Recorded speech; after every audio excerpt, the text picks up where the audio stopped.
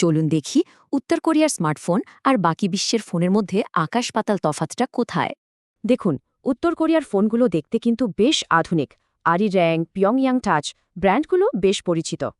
কিন্তু এই চেনা চেহারার আড়ালে নিয়মকানুন সব একেবারে আলাদা। সাধারণ একটা টেক্সট পাঠানোও এখানে বারণ।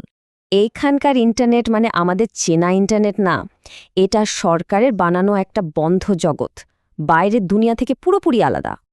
এবার আসা যাক অ্যাপ ব্যবহারের কথায়। এখানে নিয়ন্ত্রণটা কিন্তু আরও অনেক বেশি করা। ফোনে কোনো অ্যাপ স্টোর নেই। অ্যাপ ইনস্টল করতে হলে সরকারি দোকানে যেতে হয়, একেবারে হাতে কলমে। এর মানে হলো প্রতিটি অ্যাপ ইনস্টলের সময় পরিচয় আর ফোনের তথ্য জমা রাখা হয়, সব সরকারের নিয়ন্ত্রণে। এই নিয়ন্ত্রণটা শুধু অ্যাপ বা ইন্টারনেটই থেমেনি, এটা আপনার লেখা প্রতিটি শব্দকেও নিয়ন্ত্রণ করে। যেমন ধরুন, দক্ষিণ কোরিয়া টাইপ করলে অটো কারেক্ট হয়ে যাবে মার্কিন যুক্তরাষ্ট্রের পুতুল রাষ্ট্র। ভাবা যায়? শুধু রাজনৈতিক কথাই নয়, এমনকি ব্যক্তিগত সম্পর্কগুলো এই নজরদারির বাইরে থাকে না। আপনজনকে ভাইয়া বা আপু বলে ডাকাও নিষেধ। অনুমোদিত শব্দ একটাই, কমরেড।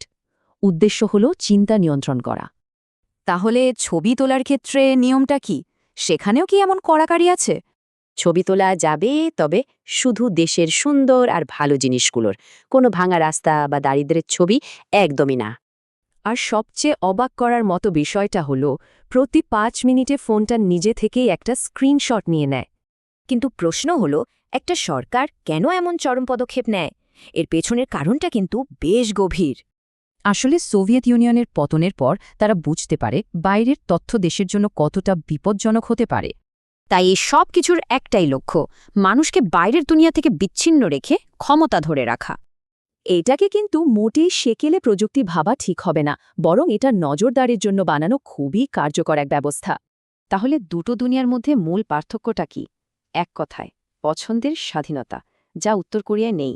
শেষ পর্যন্ত প্রশ্নটা এটাই থেকে যায়, আমাদের হাতে যখন প্রযুক্তিগত স্বাধীনতা থাকে, তখন আমরা সেই পছন্দের সুযোগটা কিভাবে কাজে লাগাই?